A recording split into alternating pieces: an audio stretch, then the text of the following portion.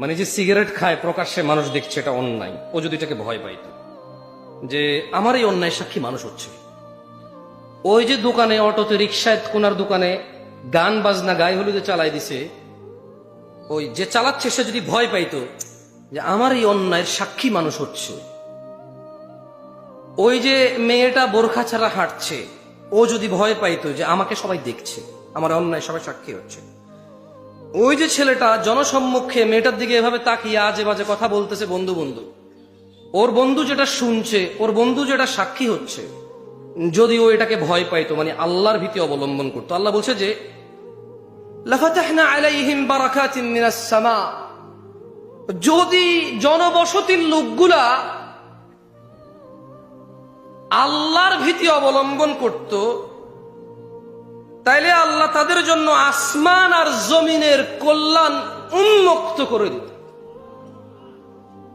আল্লাহ করবে না, আল্লাহ করেনি।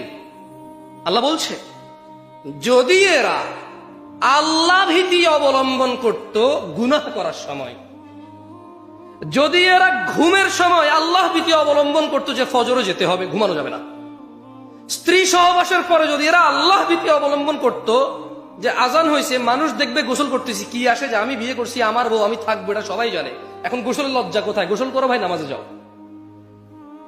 ওখানে যদি আল্লাহ ভীতি করত, এই যে লোকটা দাড়ি কাটছে, এ দোকান ভর্তি লোক এই আল্লাহ রাসূলের সুন্নাতটা কেটে ফেলতেছে, সবাই সাক্ষী, হাজার হাজার মানুষের সামনে চলাফেরা করে, ও যদি ওখানে আল্লাহ ভীতি করত যে দাড়িটা কাটতেছি গুনার কাজ, সবাই সামনে সবাই সাক্ষী, আবার আমি এটা কেটে ফেলতেছি, আল্লাহ ভীতি যদি অবলম্বন করত,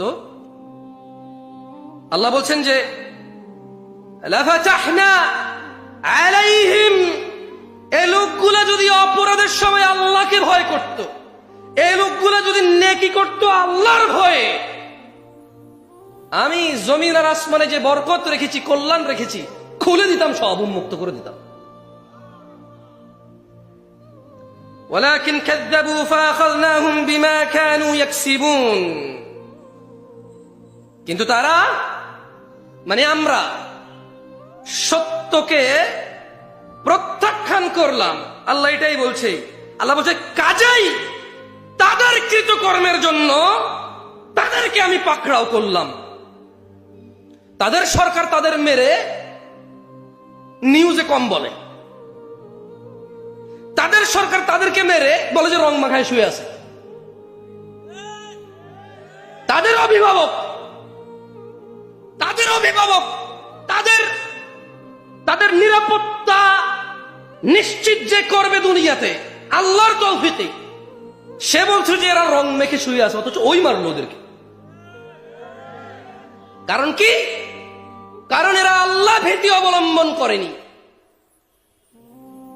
আল্লাহ বলছে যদি এরা আল্লাহ ভীতি অবলম্বন করত, যদি এরা আল্লাহ ভীতি অবলম্বন করত, আল্লাহ তাদের জন্য জমিন আসমানের বরকত খুলতো, কল্যাণ খুলতো। আর তারা কি করলো? তারা আল্লাহ ভীতিকে প্রত্যাখ্যান করলো, তাই আল্লাহ ওদেরকে পাকড়াও করলেন।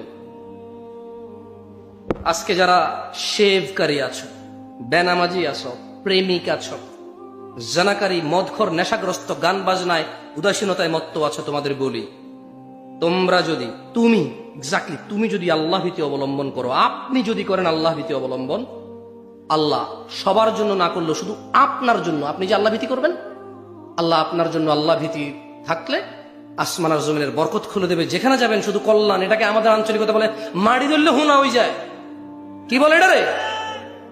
আবার আরেকজনের কিতা কয়, হয়তো হুনা ধরলে রাং হয়ে যায়, রাং। শুদ্ধ ভাষা কি আমি জানি না, এটা আমার আম্মা চাচি জেঠিদেরকে বলতে শুনছি যে হাতের কিচ্ছু তো মাড়ি ধরলে হুনা হয়ে যায়, মানে যেদিকে যায় শুধু অবাগা দুর্বাগা। কারা কারা আসমান জমিনের কল্যাণ পেতে চাও? তাকবীর! তাহলে কি করা লাগবে? আল্লাহ ভীতি। কি করা লাগবে? প্রকাশ্যে অপরাধ করবা, প্রকাশ্যে অপরাধ করিও না। তোমার যে যে অপরাধগুলি আছে তা থেকে মুক্ত থাকো, সাক্ষী বানায় না এগুলার। আল্লাহ তাআলা আমাদেরকে বরকত দিক।